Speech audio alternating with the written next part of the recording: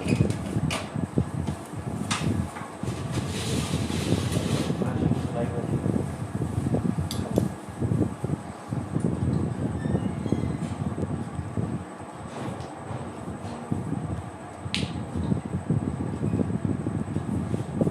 चालू आहे काय?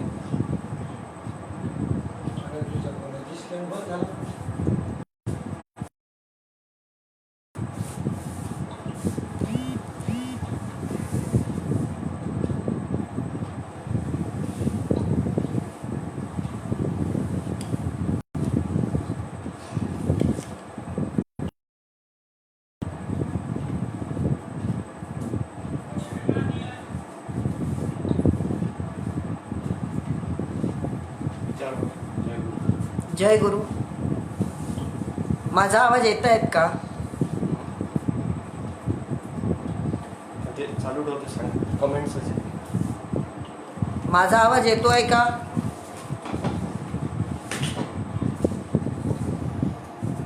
हॅलो.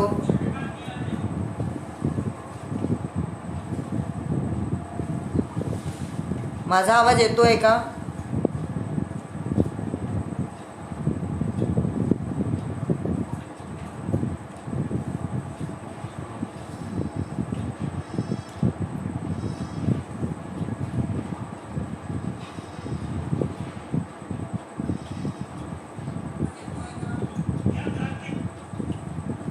चराचरात अदृश्य रूपाने वास करणारे श्री गुरुदेव शक्ती, ब्रह्मलीन वंदनीय राष्ट्रसंत श्री तुकडोजी महाराज,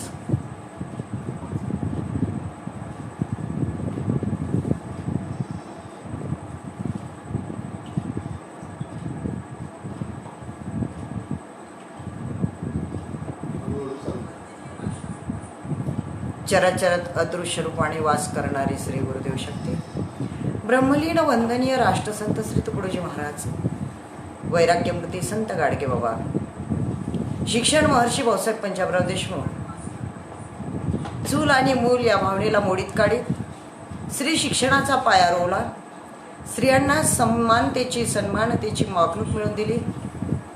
आजची स्त्री कोणत्याही क्षेत्रात मागे नाही.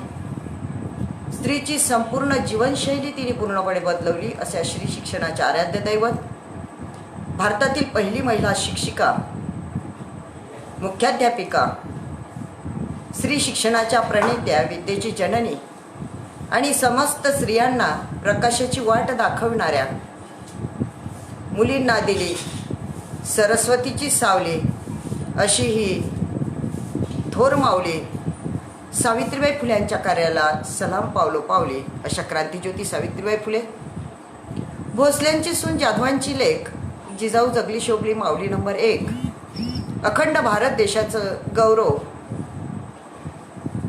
मराठी रयतेच्या गळ्यातील ताईत, ज्यांनी जागविला सर्वांचा स्वाभिमान, असे हिंदवी स्वराज्याचे संस्थापक छत्रपती शिवाजी महाराज. अशा या शूर व महान राजाला घडवणाऱ्या, जन्म देणाऱ्या राजमाता, राष्ट्रमाता मा जिजाऊ,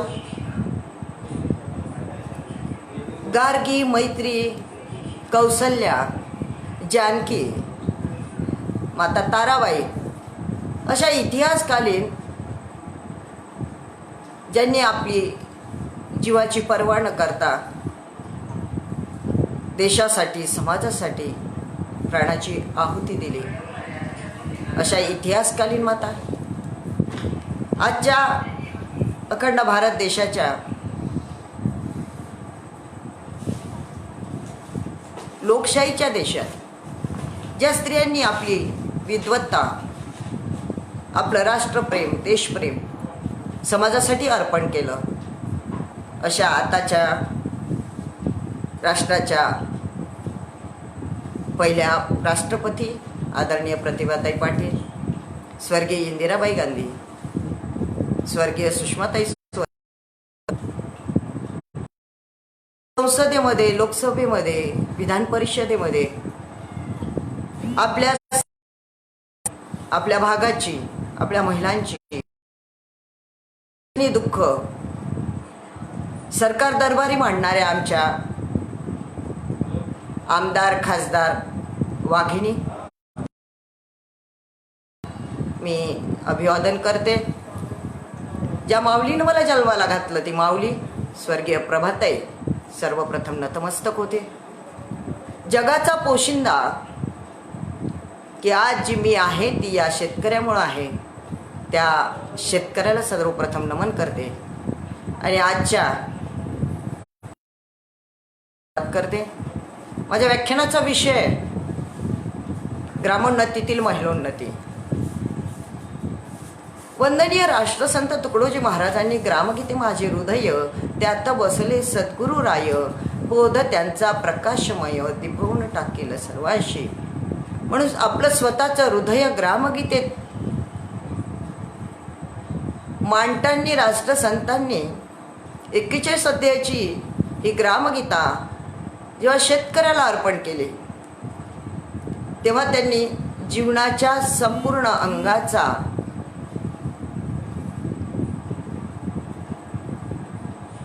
शेवटच्या जन्मापासून तर शेवटच्या टोकापर्यंत म्हणजे विद्यागुरुनी थोरा आदर्श मातेचे उपकार, गर्भापासनं तिचे संस्कार बालकावरी, तर मृत्यू संस्काराचा एका खुलासा, लोक मृत्यूशी समजती भलतीसा, मी म्हणतो मृत्यू जैसा उत्तम नाही कोणी, इथपर्यंतचं संपूर्ण विवेचन ग्रामगीतेत राष्ट्रसंतांनी मांडलं.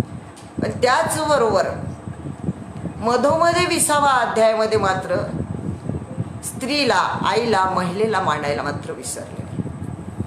कारण 20वा अध्याय मांडताना राष्ट्रसंतांची फार मोठी दूरदृष्टी होती. 1953 साली जेव्हा राष्ट्रसंतांनी ग्रामगीता लिहिले तेव्हा 2020 साली या देशाची काय परिस्थिती राहील, या समाजाची काय परिस्थिती राहील याचं विस्तृत विवेचन ग्रामगीतेत केलंय.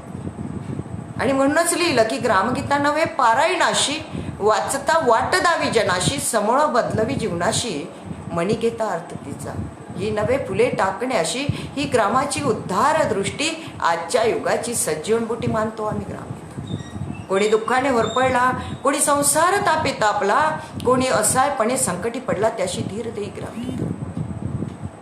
सगळ्या संकटातनं बाहेर काढायची ताकद या ग्रामगीतेत आहे. आणि या सगळ्या संकटाचा सामना मात्र आजपर्यंत जर आपण इतिहासकालापासून तर आजपर्यंतच्या स्त्रीचं जर कुठं शोधण्याचा प्रयत्न केला वर्णन, तर निश्चितच सगळ्या संकटाला आजपर्यंत जर कोण सामना दिला तर ती दिला महिलेनं. आईला मधोमध बसवण्याचा उद्देशच तो होता की माणसाला विसावा कुठे मिळतो तर तो आईच्या कुठंतरी मांडीवर मिळतो, आईच्या खांद्यावर मिळतो, आईच्या पदरात मिळतो. आणि म्हणूनच 20व्या अध्यायात राष्ट्रसंतांनी महिलोन्नती अध्याय टाकला. आणि त्यामध्ये महिलांचा गुणगौरव त्यांनी मोठ्या शालीनतेनं केला. शिक्षणाची, स्त्रियांची व्यवस्था कशी असावी या संबंधीचं सुंदर विवेचन केलं. स्त्री नसताना स्त्रीच्या अनास्थेपोटी देशाची होणारी दुर्दशा सुद्धा राष्ट्रसंतांनी या माध्यमातून मांडली. स्त्रीची उन्नती कुठे केली पाहिजे, स्त्रियांना कुठे दाबून धरलं पाहिजे या संबंधीचं सुद्धा सुंदर विवेचन राष्ट्रसंतांनी केलं. कारण ग्रामगीतातला पहिला 20व्या अध्यायातली पहिली ओवी राष्ट्रसंतांनी शिक्षकासाठी टाकली. ग्रामोन्नतीचा पाया शिक्षण, उद्याचे राष्ट्र आजची संतानं, यासाठी आदर्श पाहिजेत गुरुजन, राष्ट्र निर्माते. गुरुजनांना सर्वात पहिले त्यांनी ताकीद दिली की या राष्ट्राचा निर्माण करता तू आहे. आणि या राष्ट्राची निर्मिती जर व्यवस्थितपणे झाली तर निश्चितच हा देश एक प्रगतीपथावर, जे महासत्ता म्हणतो आपण, ते व्हायला वेळ लागणार. दुसरी ओवी राष्ट्रसंतांनी खूपच सुंदर टाकली की विद्या गुरुहुनी थोर, आदर्श मातेचे उपकार, गर्भापासले तिचे संस्कार बालकावर. मी आज याच विषयावर बोलणार आहे की आईचे संस्कार बाहेर निघाल्यापेक्षाही गर्भापासनं व्हायला पाहिजे. कारण आपल्या इतिहासकालीन आपल्या ज्या काही पौराणिक कथा आहेत त्यामध्ये सुद्धा तेच मांडल्या गेलं की सीतेला जेव्हा वनात सोडल्या गेलं त्यावेळेस माझ्या चिंतनाप्रमाणे राम तो नव्हता की समाजात कोणीतरी पत्नीबद्दल बोलावं आणि रामायण मग पत्नी वनात गरोदर अवस्थेत नेऊन सोडावी, या मताशी मी सहमत नाही. कारण ते राम होते. सर्व समाजाचं, सर्व गोष्टीचं ज्ञान त्यांना होतं. कदाचित ही भूमिका असू शकते की सीतामाता, जानकी माता जेव्हा गरोदर होत्या तेव्हा गर्भावर एक चांगल्या प्रकारचे संस्कार पडावे, हाही उद्देश रामाचा त्यावेळेस होता. आणि म्हणूनच जानकी मातेला त्यांनी आश्रमात सोडलं होतं. कारण लवकुश घडायसाठी तशा प्रकारचे संस्कार त्यांना आवश्यक होते. आणि म्हणून आईची भूमिका राष्ट्रसंतांनी महिलोन्नती अध्यायामध्ये सुंदर तऱ्हेनं मांडली.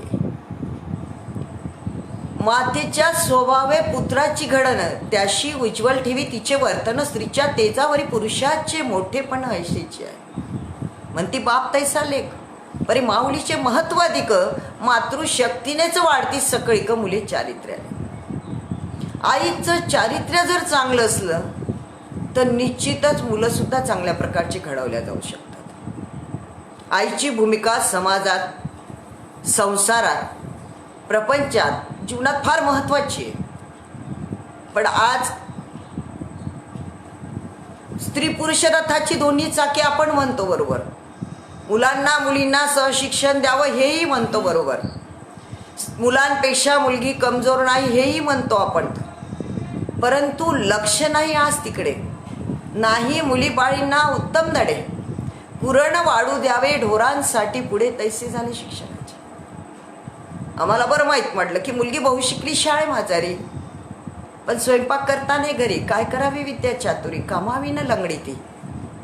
आज आपण कोरोनाचा जेव्हा प्रादुर्भाव पाहतोय तेव्हा आज काय परिस्थिती आहे की ग्रामीण भागात आणि शहरी भागाचं वातावरण एकदम विरुद्ध झालं.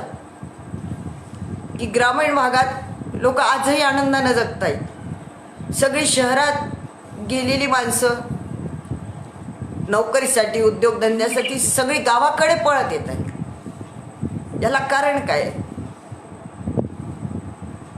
माणूस शिकला म्हणजे मोठा होतो हे चुकीचं आहे. अशी असंख्य शिकलेली माणसं आहेत, ती सगळी मोठी झालीत का? गाडगे बाबा शाळेतच गेले नाही, पण संत गाडगे बाबा अमरावती विद्यापीठाला नाव मिळालं नाही. राष्ट्रसंत जेमतेम कुठेतरी 4थ्या वर्गापर्यंत गेले. नागपूर विद्यापीठाला राष्ट्रसंत तुकडोजी महाराज नाव मिळालं नाही. शिक्षणात काय असावं याचं सुंदर विवेचन राष्ट्रसंतांनी केलंय. सावित्रीबाई फुलेंच्या भाषेत झालं तर शिक्षणासोबत जर संस्कृतपणा, सात्विकता आणि शालीनता हे 3 गुण फार महत्वाचे. आणि म्हणूनच राष्ट्रसंतांनी ओवी सुद्धा सांगितली की महिलांच्या आंतरिक गुणाचा विकास करील असे शिक्षण खास, जरी दिले जाईल तयास भावी जग पालटे. महिलांचे उच्चतम शिक्षण, शिक्षणात असावे जीवनाचे स्थान, जीवनात असावे स्वारस्यपूर्ण शांती दयादी भावनांचे. आम्ही खूप शिकलो म्हणजे फार मोठे झालो अशातला भाग नाही. त्या शिक्षणाची किंमत काय आहे, त्या शिक्षणाचं वर्तन तुमच्या वागणुकीवर काय दिसते हेही महत्वाचं.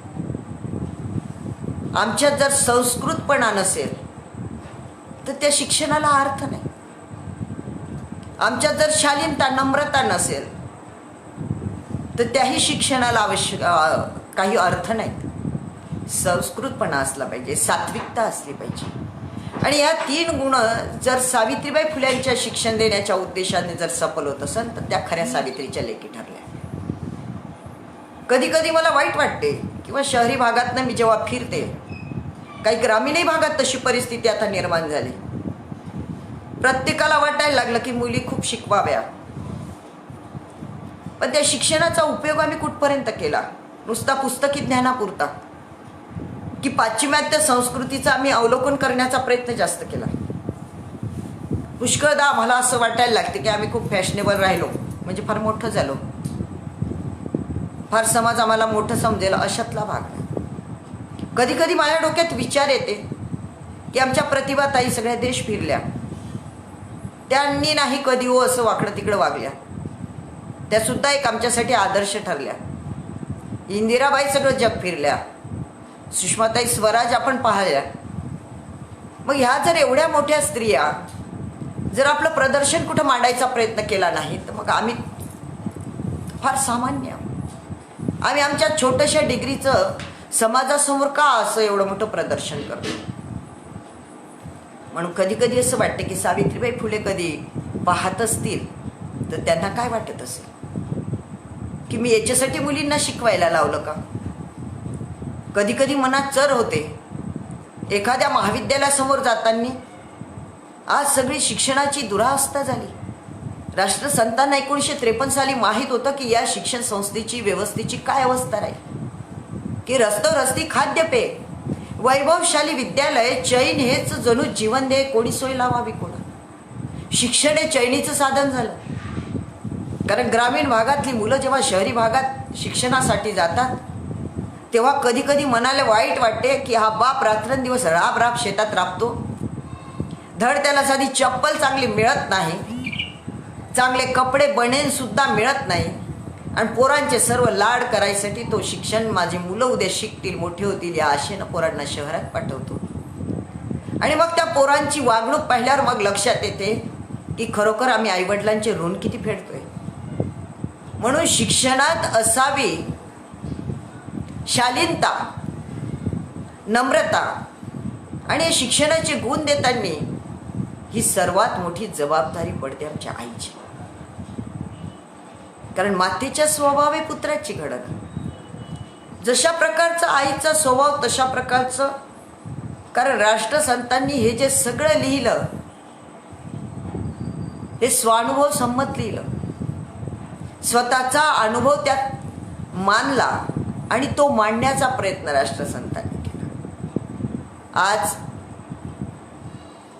जर स्त्रीची अवहेलना पाहतो म्हटलं तरी खूप आहे. आज काही ठिकाणी स्त्रिया खूप पुढे जायचा प्रयत्न करतात, कार्य करतात, समाजसेवा करतात. वेगवेगळ्या उद्योगात आमच्या महिला समोर आल्या. विशेषतः शेती क्षेत्रात सुद्धा महिला समोर आल्या. आज तर मला अभिमानानं सांगावं वाटते की आज राजीव गांधी स्मृती प्रित्यर्थ ज्या कृषीभूषण पुरस्कार दिला गेला त्यात आमच्या काही शेतकरी महिलांचा सुद्धा सन्मान केला गेला. म्हणून तुझ्याहून ती उत्तम वागते, समाजी उत्तम भाषण देते, तुलाही शहाणपण शिकू जाणते, मग ती मागे कशाने. आज स्त्री मागे नाही आहे. प्रत्येक क्षेत्र काबीज करण्याचा तिने प्रयत्न केलाय. मग ते शास्त्रज्ञ असो, वैमानिक असो, कुठला शोध लावायची गोष्ट असो, वैद्यकीय सेवा असो. आज कोरोनाच्या माध्यमातून आमच्या असंख्य भगिनी वैद्यकीय सेवा घरादारावर तुळशीपत्र ठेवून जीवाची प्राण्याची पर्वा न करता, कुटुंबाची पर्वा न करता आज समाजसेवेसाठी गुंतल्या. त्याही स्त्री आहे. कारण काय स्त्रियांनी नाही लिहिले वेद, नाही केला ब्रह्मवाद, नाना विद्या कला भेद, यात प्रवीण कितीतरी. काय स्त्रियांनी युद्ध नाही केले, पिता पुत्र नाही सांभाळले, काय स्त्रियांनी प्राण नाही अर्पिले ब्रीदासाठी. हजारो स्त्रिया फुलावणी नाजूक ब्रीदासाठी जाहल्या राख, त्यांचे करावे तेवढे कौतुक थोडीचे. आणि हे आज करोनाच्या माध्यमातून आमच्या वैद्यकीय सेवा असो, स्वच्छतेची सेवा असो, पोलीस सेवेचं सुरक्षेचं सेवेचं क्षेत्र असो, या ठिकाणी आमच्या आज महिला भगिनी उत्कृष्टपणे आपल्या जबाबदाऱ्या निभावत आहेत. एकीकडे ग्रामीण भागातली स्त्री, एकीकडे शहरी भागातली स्त्री. मी नेहमी या गोष्टीचं पुष्कळदा अभ्यास करते, वर्गीकरण करते, कारण मी ग्रामीण भागातली. मला कधी कधी वाटावं लागते की स्त्री अर्थार्जन करायला लागली म्हणजे ती सक्षम झाली का. मी पुष्कळदा उदाहरण सुद्धा नेहमी सांगत असते की एखादी 5 ते 6 आकडे पगार कमावणारी महिला असली आणि आमची जर इथं 100-200 रुपये रोजानं कामावर जाणारी महिला असली तर दोघीमध्ये निर्णय घेण्याची क्षमता कितपत आहे. तर माझ्या अभ्यासाप्रमाणे ग्रामीण भागातली हातमजुरी करणारी 100-200 रुपये रोज कमावणारी महिलाची आर्थिक निर्णय घेण्याची क्षमता मला जास्त दिसते. कारण एखादं साधं छोटंसं उदाहरण, मी पुष्कळदा महिलांना घेऊन पर्यटनाला जाते, वेगवेगळे ठिकाणं दाखवते. कारण त्या गरीब महिला, त्यांच्याकडनं एवढं सगळं होत नाही. मग सगळ्याजणी आम्ही पैसे गोळा करतो. आणि मग कुठंतरी फिरायला वर्षातून एकदा आम्ही जातो. मग ते देवदर्शन असो, प्रेक्षणीय स्थळ असो. मी जेव्हा त्या महिलांना विचारते की का ग आपल्याला कुठं जायचं आहे, कसं चलता का, तर त्या पटापट हो म्हणतात. एक सेकंदही वेळ लावत नाही. त्या सांगतात हो ताई आमचे पैसे घेऊन घे, आमचं नाव टाकून दे. काही जणीजवळ जर पैसे नसले तर त्या स्पष्ट सांगतात की गटातले पैसे काढून आम्हाला नाही. पण मी हाही प्रयोग शहरी महिलांसोबत करण्याचा प्रयत्न केला. त्या स्वतःचं अर्थार्जन भरपूर आहे. आपण जर विचारलं का हो चलता का, तर त्या पटकन सांगतात हो संध्याकाळी मी यांना विचारते आणि मग सांगते. म्हणजे स्त्रीनी अर्थार्जन मोठ्या प्रमाणात केलं म्हणजे ती सक्षम झाली असं होत नाही. तर तिची निर्णय घेण्याची क्षमता तिच्या त्या वातावरणावर, तिच्या कौटुंबिक परिस्थितीवर फार मोठी अवलंबून असते. आणि ही क्षमता ग्रामीण भागात फार मोठ्या प्रमाणावर आपल्याला दिसून येते. स्त्रीला कुटुंबामध्ये मानाचं स्थान आहे हे आपण मान्य करतो, पण कितपत? आमची फार मोठी कमाई करणारी स्त्री फक्त एकच खरेदी करू शकते, ती म्हणजे साडी.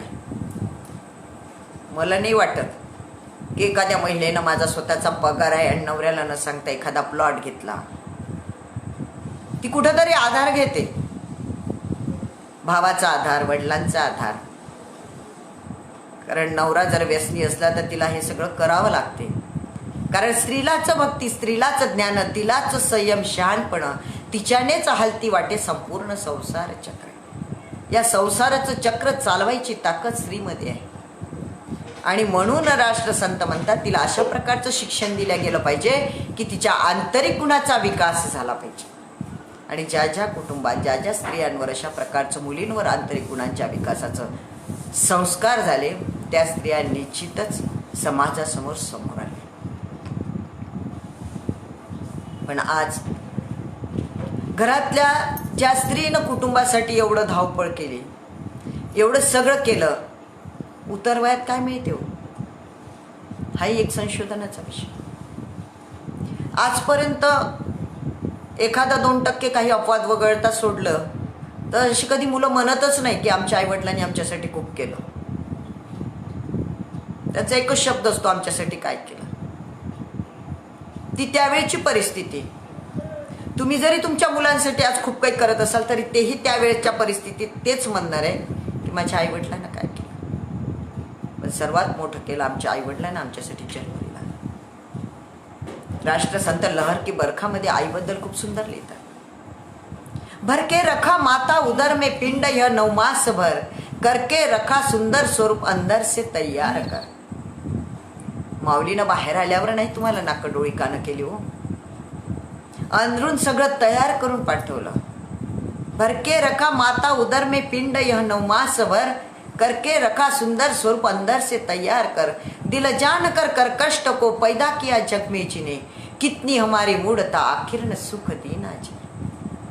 आमची किती मूर्खपण आहे की शेवटच्या क्षणी आम्ही आईला त्रास देतो. काय पाहिजे हो? मी पुष्कळदा आमच्या महिला भगिनींना सांगते, पुरुषांना सुद्धा सांगते की घराच्या बाहेर जाताना आपण देवाचा जरी नमस्कार करत असतो तर आपल्या घरी जर आई वडील असतील तर त्याचा नमस्कार केल्याशिवाय मात्र घराबाहेर निघू.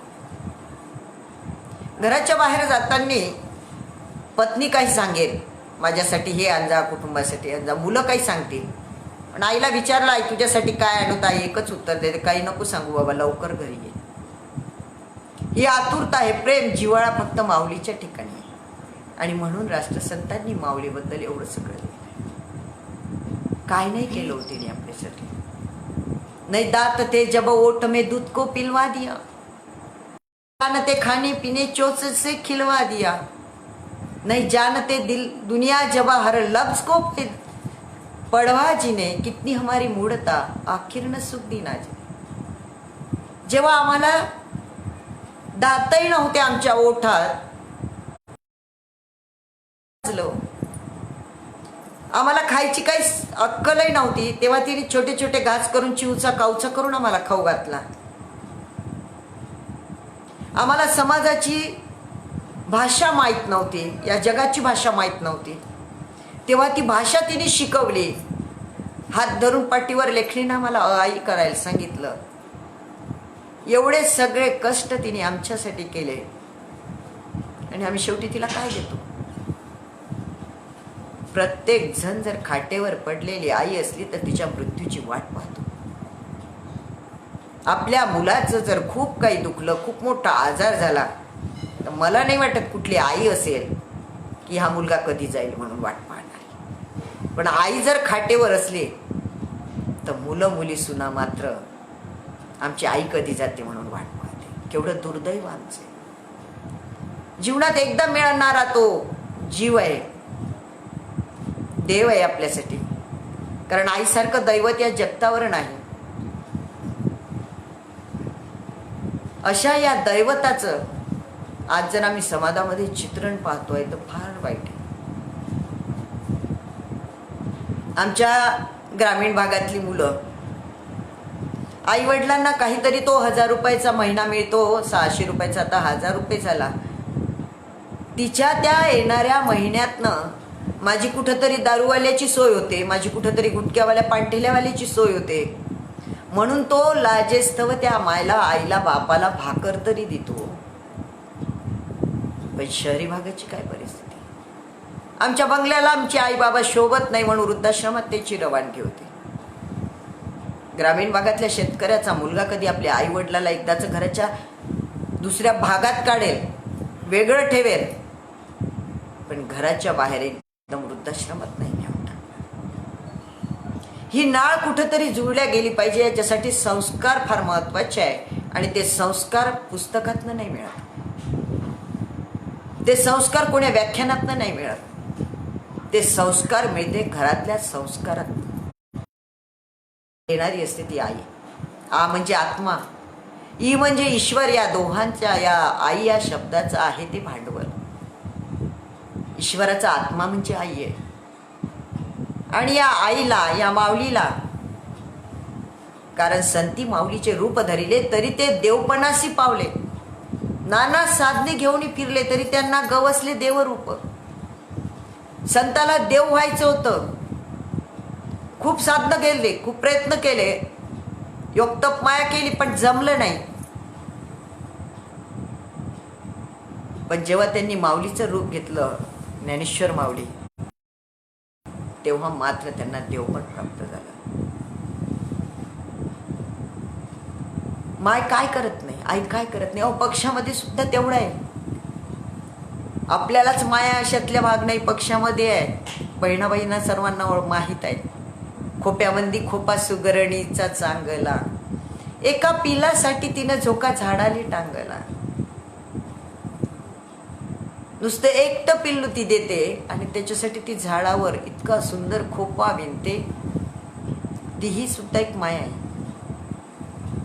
या माऊलीच्या गौरवाची कथा समाजासमोर मांडण्याचा उद्देश एवढाच की आज समाजात आई आहे, स्त्री आहे, तर समाज आहे.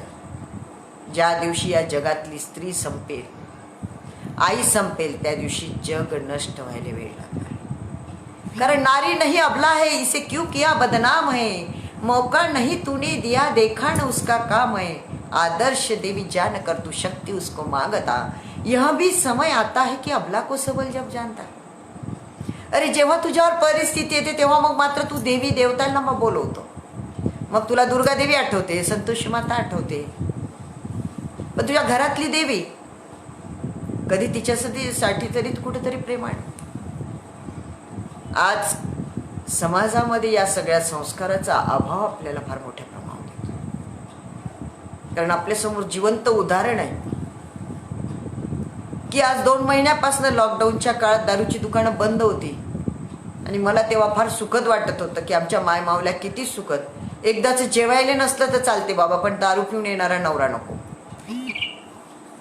आणि जशी दारूच्या दुकानाची उघड झाली तशी लोक तुटून पडले हो. कधी कधी असं वाटायला लागते माणसं आहे की जनावर आहे. काही लोक वेगवेगळे कॉमेंट्स करायला लागले की आम्ही देश सेवेत काय पैसा देतो. अरे बाबा, पहिले कुटुंब सावर. सर्वात पहिले कुटुंब व्यवस्था असली चांगली पाहिजे.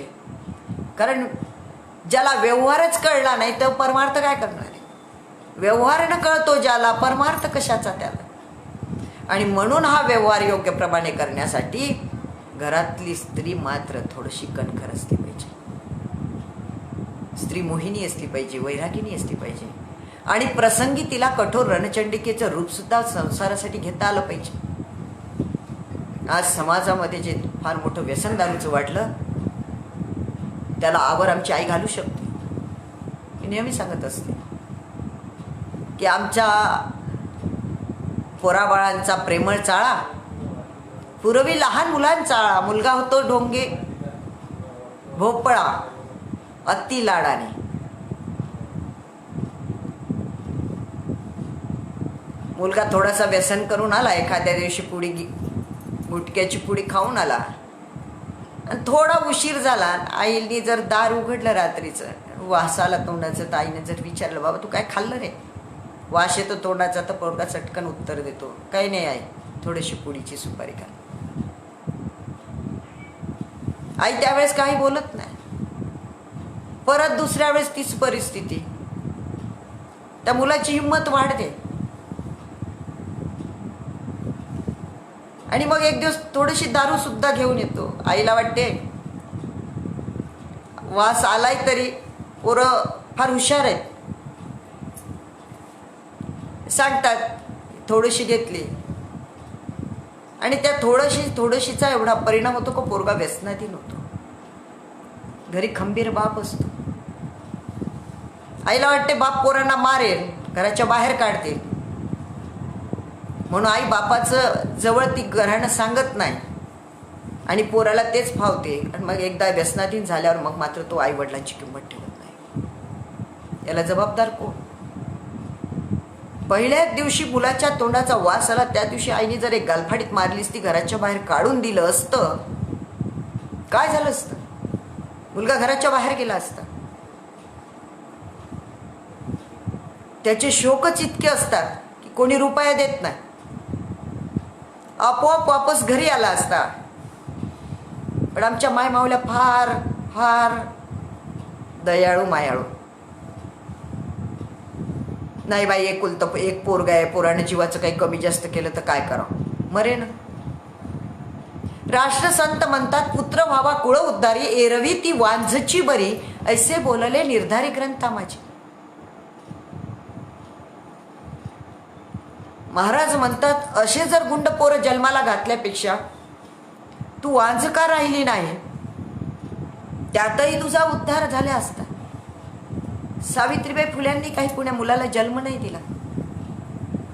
आज तिचं नाव इतक्या वर्षानंतर सुद्धा आदरानं घेतल्या जाते. मग पुत्र कसा असावा? तर त्या पुत्रावरची जी माया आहे ती काही काळासाठी आपण दूर बाजूला सारली पाहिजे, जर त्याला उत्तर संस्कार द्यायचे काम पडले. आणि म्हणून मी प्रत्येक वेळेस सांगते की गावागावात आपण जे सप्ताह करतो, त्यात सप्त्यातल्या पोथ्यांपेक्षा आज आपल्याला खरी गरज आहे मुलांवर संस्कार शिबिर घेण्याची.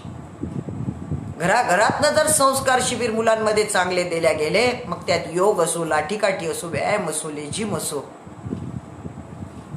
चांगले भजनाचे गायनाचे कार्यक्रम असो, हे सगळे जर गोष्टी त्या पोरांमध्ये तशा लहानपणापासून बिंबवल्या गेल्या, निश्चितच म्हातारपणी जे आपल्याला वृद्धाश्रमात जायची गरज पडते ती पडणार आहे.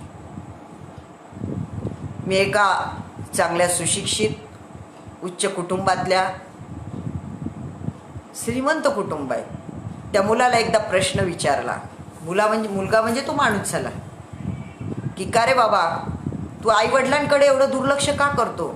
एवढा सगळा भरपूर पगार आहे, एवढं सगळं मोठा बंगला आई बाबांनी तुला बांधून ठेवलाय, सगळं बरोबर आहे. त्या पोराने सुंदर उत्तर दिलं, म्हणे, काकू, जेव्हा मी छोटा होतो, आई बाबा दोघंही नोकरी करायचे, तेव्हा मला पैशाची गरज नव्हती, मला आईबाबांची गरज होती. मला कधी ताप आला तर माझी आई सुट्टी घ्यायची, घरी राहायची, पण ती त्या दिवशी मात्र घरातली आवरसावर करायची. कपाटं लावणं असो, भांडे घासणं असो, काही वेगळे काही कामं करणं असो. मला असं वाटायचं की माझ्या आईने माझ्याजवळ दिवसभर बसून राहावं, माझ्या डोक्यावरून केसावरून हात फिरवावा, मला प्रेमानं जवळ घ्यावं. त्यावेळेस मग मात्र आमची आई कामात गुंतलेली असायची. आज मीही तेच करतोय. त्यांना वाटते की माझ्याजवळ माझी मुलं असावी, पण मी सुद्धा माझ्या मुलांसाठीची सगळी धावपळ करतोय. म्हणजे जशा प्रकारचे तुम्ही संस्कार वागणूक ठेवाल तशा प्रकारची पुढची पिढी अनुकरण करत असते. आणि म्हणून सर्वात महत्वाचं राष्ट्रसंतांनी जे सांगितलं का, आई वडिलांची सेवा. आई बापा दोन्ही माना देवा सम, तया पायी प्रेम ठेवून या. तयांच्या प्रसादे पावलोया जगा, लहानाच्या अंगा मोठे केले. त्यांनी हे सगळं आपल्याला मोठं करण्याचं काम आई वडिलांचं आहे. कारण खरी देवपूजा जर ती कुठे असेल तर ती आमच्या माऊलीजवळ आहे, आईजवळ आहे. जिने 9 महिने 9 दिवस आमचा हा गर्भ पोटामध्ये वाढवला, लहानाचा मोठा केला. आम्ही काय देणार? कारण एकदा गेलेली आई परत आपल्याला मिळत नाही, एकदा गेलेले वडील परत आपल्याला मिळत नाही. आणि म्हणून राष्ट्रसंतांनी महिलोन्नतीमध्ये माय मंजुळेच्या रूपात त्याचं चित्र टाकून आपल्यासमोर सुंदर अशी माय मंजुळा उभी केली. घराघरातनं जर सुसंस्कारी मुली, सुसंस्कारी आई तयार झाल्या तर निश्चितच मी सर्व समाजाला एवढं सांगू इच्छिते की स्वरूपाची सुंदरता पाहू नका, अंतःकरणातली संस्काराची सुंदरता पाहायला शिका. कारण आमची आजी काही शिकली नव्हती, पण आजी काही शिकली नव्हती, पण 100-200 एकर शेतीचा हिशोब मात्र ती मुकपाट बिनतोंडी करत होती. पण आज आम्ही MSc झालो, math MSc, BEd MA BEd सगळं काही शिकलो, खूप डिग्र्या घेतल्या. पण मग मात्र आम्हाला कुठं गुणाकार बेरीज करायचं काम पडलं तर मग आम्हाला कॅल्क्युलेटरचा आधार घ्यावा लागतो. शिक्षण कोणचं? म्हणून राष्ट्रसंत म्हणतात की आता नको उच्च शिक्षण, हे तो मागील युगी गेलेलं, पुन्हा आता व्हावा कष्टिक बलवान सुपुत्र भारताचा, हे आता आपल्याला कोरोनानं दाखवून दिलं. मग ती कला कोणची असो, कारण कलेनीच माणसाची ओळख. एरवी कोण पुसतो आणि तुम्ही आहात राव की रंक, आता कोणी पुसेना. आणि एकतरी अंगी असू दे कला, नाही तर काय फुका जन्मला. कलेन माणसाची ओळख आहे. तुम्ही किती श्रीमंत आहे, किती सुंदर आहे, याला आता या जगात काही किंमत नाही. या जगात कलेला किंमत आहे. आणि म्हणून प्रत्येकाने आपल्या अंगी असलेली कला जोपासली पाहिजे, ती समाजासमोर आणण्याचा प्रयत्न केला पाहिजे, त्या कलेला विकसित करण्याचा प्रयत्न केला पाहिजे. आणि यासाठी सर्वात मोठा आधार मिळतो तो घरातला. मग ती आई, स्त्री, आई असो, सासू असो, सून असो, वहिनी असो, काकू असो, मावशी असो, मुलगी असो, बहीण असो, या सगळ्या भूमिकेतनं स्त्री जाते. त्या स्त्रीवर थोडंसं समाधान कधी वाढले का? पुष्कळदा आपण कुटुंबात ती चर्चा ऐकतो. पुष्कळदा आमच्या महिलांचा एक स्वभाव आहे, आम्हाला पुरुष वर्ग पुष्कळदा टोमणे सुद्धा मारतात की आमच्यासाठी काय केलं, किंवा मीच होय तर टिकली. आमच्या महिलांचे ठरलेले शब्द. पण ग्रामगीतेत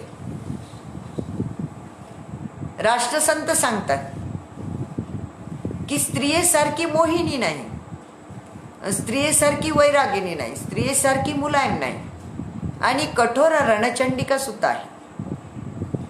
म्हणून या रणचंडिकेनं प्रसंगी प्रत्येक वेळेस आपल्या कुटुंबाला सावरण्यासाठी जर तशा प्रकारचं रूप धारण केलं, निश्चितच समाजामध्ये ती आदर्श ठरते. स्त्रीने शिक्षण कोणचं घ्यावं? काही मुली शक्ती शिक्षण घेती, मुलापेक्षाही धीट असती, नसे गुंडाचीही छाती हात घालील त्यांच्यावर. हे राष्ट्रसंताला 1953 साली माहीत होतं की 2000 साली माझ्या मुली अशा असल्या पाहिजे शक्ती शिक्षण घेतलेल्या. कारण आज जेव्हा आपण समाजामध्ये हे सगळं चित्र पाहतोय मुलींच्या अत्याचाराचं, त्यावेळेस आज आम्हाला जाग आली की मुलींना शक्ती शिक्षण दिलं पाहिजे. हे राष्ट्रसंतांनी 53 साली ग्रामगीतेत सांगून ठेवलं. कारण आज जर आम्ही घराच्या बाहेर निघतो आहे अर्थार्जनासाठी, कुठल्या शिक्षणासाठी, व्यवसायासाठी, उद्योगासाठी, तर आपली सुद्धा जबाबदारी स्वतःचं संरक्षण स्वतः करण्याची असली पाहिजे. कारण समाज बदलला नाही, कदाचित त्याहीपेक्षा वाईट नजरेनं समाज स्त्रीकडे पाहायला लागला. कारण म्हणतात स्त्री ही कार्यातची धोंड, म्हणूनही तिच्या प्रगतीत पाडावा खंड, जाणून या वाढवी ती दगड मार्गी आपुल्या. काही लोकांना मुली, स्त्रिया बाहेर काम करणाऱ्या आजही नाही आवडत. उगाच सांगतात की आम्ही स्त्रियांबद्दल आमचे असे मत आहे. एकीकडे बेटी बचाव म्हणून आपण सांगतो, दुसरीकडे आपण महिलांना रांगेत उभं करतो. स्त्रियांच्या बाबतीत एक शब्द नेहमी मी ऐकते, हाऊसवाईफ. त्यापेक्षा होममेकर का नाही म्हणत? आम्हाला घर तयार करण्याची जबाबदारी तिची आहे, कुटुंब तयार करण्याची जबाबदारी तिची आहे आणि ती पार पाडते आहे. फक्त त्यासाठी एक गरज आहे, तिला तशा प्रकारचं शिक्षण बालपणापासून दिल्या गेलं पाहिजे. जर तशा प्रकारचं शिक्षण आज आम्ही आमच्या मुलींना देण्याचा प्रयत्न केला तर निश्चितच आज समाजामध्ये आज स्त्रियांच्या बद्दलची जी काही भावना निर्माण झाली, स्त्रियांवर रस्त्यावर अत्याचार काय होत आहेत, उभ्या जाळल्या काय जात आहेत, एक देशाच्या एवढ्या मोठ्या लोकशाहीच्या देशाची एक स्त्री राज्यकारभार पाहू शकते आणि एक स्त्री मात्र रस्त्यावर कोणीतरी यावं आणि रॉकेल टाकून पेटून दिल्या जाते. हे दुर्दैव या देशाचं, हे आम्हाला दूर करता आलं पाहिजे. स्त्रियाच करू शकतात. कारण समाजामध्ये तुम्हाला तशा प्रकारची भावना निर्माण करावी लागली पाहिजे. पुष्कळदा मुलींमध्ये अशा प्रकारच्या शिक्षणाचा अभाव दिसून येतो. गार्डनमध्ये, कुठल्या प्रेक्षणीय स्थळात, कशासाठी शिक्षणाचा उपयोग अशा प्रकारे केला पाहिजे की त्याचा माझ्या संपूर्ण जीवनाचा कुठंतरी उज्ज्वल भविष्य त्या शिक्षणामध्ये असलं पाहिजे. मग ते कुठलंही शिक्षण असो. खूप अमक्या नावाची डिग्री घेतली म्हणजे माणूस मोठा होतो अशातला भाग नाही. आणि आपण आपली ज्या विचार आहे हा नेहमी आपण एका चांगल्या कार्यासाठी लावण्याचा प्रयत्न केला पाहिजे. आम्ही वैभव लक्ष्मीचे व्रत घरोघरी करतो, पण ग्रामगीता वाचण्याचा कधी प्रयत्न करत नाही. कारण ग्रामगीता नव्हे पारायणाशी, वाचता वाट दावी जनाशी, समूळ बदलावी जीवनाशी म्हणी घेतात. त्या ग्रामगीतेचा अर्थ जर आपण मनात घेतला तर संपूर्ण जीवन बदलावून टाकण्याची ताकद त्या ग्रामगीतेमध्ये. आणि म्हणून घरोघरी ग्रामगीता पारायणाचे. दुसरा एखादा म्हणून ग्रामगीता नव्हे पारायणाशी, तुम्ही तर म्हटलं पारायण म्हणजे नुसतं अर्थ न समजता वाचणे, पोथी त्याला पारायण म्हणते. अर्थ समजून घेऊन त्याचं चिंतन करणं, त्याचं अंगीकृत करणं म्हणजे पारायण नव्हे, ते वाचन, ते चिंतन वय. आणि मग हे जोपर्यंत आपण करणार नाही तोपर्यंत आपल्या कुटुंबाची परिस्थिती आपण आज तशीच पाहतोय. स्त्रिया कमी नाही आहे. स्त्रीला एवढं मोठं ज्ञान, कारण राष्ट्रसंत म्हणतात की उत्तम पुरुषासवे उत्तम नारी तरी तिचा संसार स्वर्गापरी, पुरुषापरीस काकणभरी महिलावरीच राहत असे. निरीक्षुनी जी जी घरे पाहिली तेथे सरसता अनुभव आली, चातुर्य लक्षणे अधिक दिसली महिलांमाझी. माझं एक नेहमीचं उदाहरण असते, मी थोडं शॉर्टमध्ये सांगते की गावात एक महाप्रसादाचा कार्यक्रम, आणि त्या कार्यक्रमात गावाभरनं वर्गणी गोळा झाली. थोडीशी तुरीची डाळ कमी पडली आणि म्हणून मग वर्गणी करणारे मुलं एका गावातल्या मोठ्या माणसाकडे आले आणि त्यांना माहीत होतं त्या माणसाचा स्वभाव थोडा खडूस होता. कुणाला काही दान धर्म करावं ही वृत्ती नव्हती. कारण नाही दान कुछ भी देगा तो ये चिथडे की देह तू कहा रचवायगा, राष्ट्रसंत म्हणतात. तुम्हाला दान कुठेतरी थोडं द्यावं लागणार आहे समाजहितासाठी. आणि आज या कोरोनाच्या माध्यमातून असंख्य लोक समाजामध्ये गोरगरिबांसाठी, रस्त्यानं जाणाऱ्या लोकांसाठी अन्नदानाचं, पाणी वाटपाचं फार मोठं पुण्याचं काम करतात. हे खरं दान आहे. आणि म्हणून मग ते मुलं त्या आजोबांच्या घरून वर्गणी कशी घ्यावी म्हणून या विचारात होते. त्यांना माहीत होतं की संध्याकाळच्या वेळेला आजोबा शेतात चक्कर मारायला जातात. आजी मात्र चांगली, आजी आपल्याला देऊ शकते. पोरांनी आजोबांना शेतात जायची वाट पाहिली. पोरं आजीच्या घरी गेले. आजीला लाडीगुडाई लावली. आजी, आपल्या गावात सप्ताह आहे, उद्या महाप्रसाद आहे, आम्ही वर्गणी गोळा केली. मग आजीने विचारलं, तुमचा मतलब काय? पोरांनी सांगितलं, आम्हाला आजी डाळ कमी पडली 2-3 पायल्या. आजीने मागचा पुढचा काहीच विचार नाही केला. पोरांच्या जवळचं घमेलं घेतलं, कणगीत घातलं आणि घमेल्यावर डाळ पोरांसमोर मांडाव. तर बाहेर गेलेल्या त्या आजोबाचा दुपट्टा घरी राहिला म्हणून वापस घरी. ते त्यांनी पाहिलं, पोरं समोर घमेलभर डाळ, आजी तिथं उभी. पोरांचे 10 गेले, 5 राहिले. आता काय करावं? काय म्हणते काय नाही. पोरं थरथर कापायला लागले. आजी हुशार होती. आजीने सांगितलं, पोरं म्हणा, हे पोरं काय आहे? आजीने सांगितलं, काही नाही. अहो, हे पोरं म्हणतात की आम्ही गावातनं वर्गणी केली, आम्हाला आजी खूप डाळ झाली, आम्हाला एवढ्या डाळीचं काही काम नाही, यातली डाळ तू विकत घे ना, मला पैसे दे.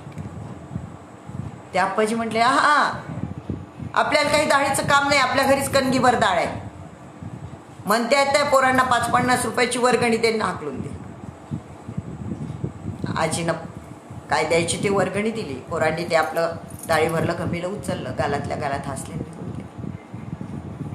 आणि म्हणूनच राष्ट्रसंतांनी ओवी टाकली की निरीक्षुनी जे जे घरे पाहिली ते ते सरसता अनुभव आली, चातुर्य लक्षणे अधिक दिसली महिलांमध्ये. त्या आजीमध्ये ते चातुर्य लक्षण होतं. त्या वेळेवर ती प्रसंग निभून न्यायचा होता. कारण म्हणतात की युद्धात आणि प्रेमात खोटं बोललं तरी चालते. आणि त्या प्रेमापोटी, त्या घराच्या अब्रूपोटी ती आजी खोटी बोलली. पण त्याच ठिकाणी तिने दुसरा सुद्धा डाव साधला. एक दानाचं पुण्याचं काम केली त्या माध्यमातून. ही स्त्रीला जमते. आणि म्हणूनच राष्ट्रसंतांनी स्त्रियांवर एवढा मोठा विषय मांडला की स्त्रीलाच भक्ती, स्त्रीलाच ज्ञान, तिलाच संयम शहाणपण, तिच्यानेच हालती वाटे संपूर्ण संसार. आज शेतीच्या माध्यमातून आमच्या असंख्य शेतकरी बांधवांनी नापिकीला, कर्जाला कंटाळून आत्महत्या केल्या. पण तो गेल्यावर मात्र आमच्या राहिलेल्या त्या भगिनीनं मात्र त्याचा संसार सावरण्याचा, कष्टाने त्याची राहिलेली मुलं म्हातारी सांभाळण्याचा फार मोठा प्रयत्न केला. ही तिची सहनशीलता आहे.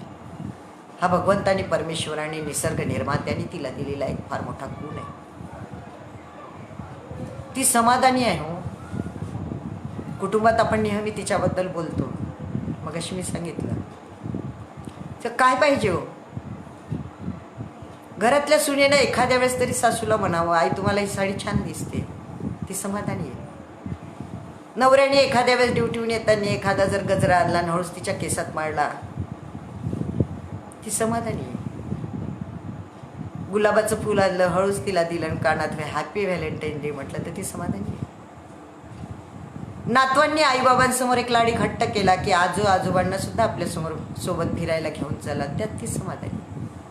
मुलांनी जाता येता आईला विचारलं, आई तू जेवलीस का? बाबा जेवलेस का? बाबा कुठे गेले? त्यात ती समाधानी. तिला काय पाहिजे याचा विचार करून जर सर्व समाज स्त्रीकडे पाहायच्या दृष्टिकोनातून जर बोलला, राहिला, वागला, जगला, तर मग मात्र राष्ट्रसंतांना जो स्वर्ग सम संसार हो ते निर्माण व्हायला वेळ लागणार नाही.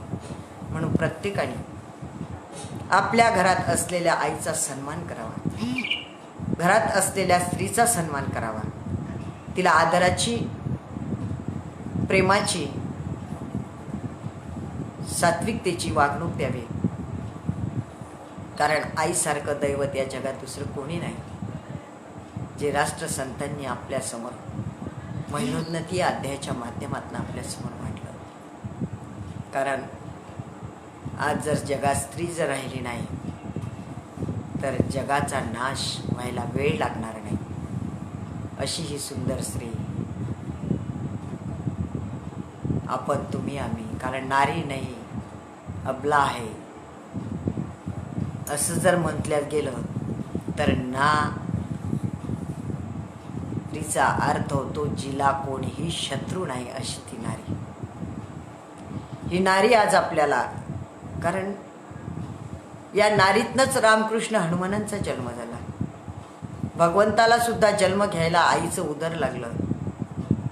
देवी देवतांना सुद्धा जन्म घेण्यासाठी आईच्या उदरातच जन्म घ्यावा लागला. मग एवढं सगळं आपल्या घरी असताना आम्ही का देव हिंडतोय? कारण राष्ट्रसंत एका भजनात म्हणतात की आता माझा पत्ता बदलला. मी श्रमिकांच्या घरी असतो, कष्ट करणाऱ्याच्या घरी असतो, जिथं प्रेम आहे. असं म्हणतात की ज्यावेळेस दशरथ राजाकडे कलह निर्माण झाला, कैकेयीने जेव्हा, मंथरेनं जेव्हा त्यांच्या घरात भांडणं लावले आणि जेव्हा घरात कलह निर्माण झाला की या पुराला गादीला बसवावं, त्या मुलाला गादीवर बसवावं, तेव्हा राम निघून गेले मनाला. जेव्हा जेव्हा आपल्या कुटुंबात कलह निर्माण होतो तेव्हा तेव्हा लक्षात ठेवा, आपल्या घरातला राम निघून जातो. राम म्हणजे प्राण. आणि जर त्या संसारात, त्या कुटुंबात जर प्राणच नसला तर त्याला काही गोडी. औटघटकेचं राज्य आहे. कारण धरू नका गर्व आपुल्या देहाचा, नाही भरवसा क्षण एक. शिकारी टपुनी वाट पाहेवरी, कधी ग्रास करी ना नेम नाही. साधा कायसाचे साधना आपुले, नाही तरी जाणे गर्भवासी. तुकड्या दास म्हणे लागा चिंतनाशी, आठवा मनाशी. या देहाचा गर्व केल्यापेक्षा आपण समाजाच्या किती उपयोगी पडू शकतो, कुटुंबाच्या. कारण पहिली आहे सेवा पाळी पितृ आज्ञा, न करी अवज्ञा मातेची. कोणाची घरात अवज्ञा झाली नाही पाहिजे. सगळ्यांची सेवा आपल्या हातनं घडली पाहिजे. कारण सेवेने अंगी सामर्थ्य येते, जे जे कराल ते ते होते, हस्ते परस्ते सर्व होते.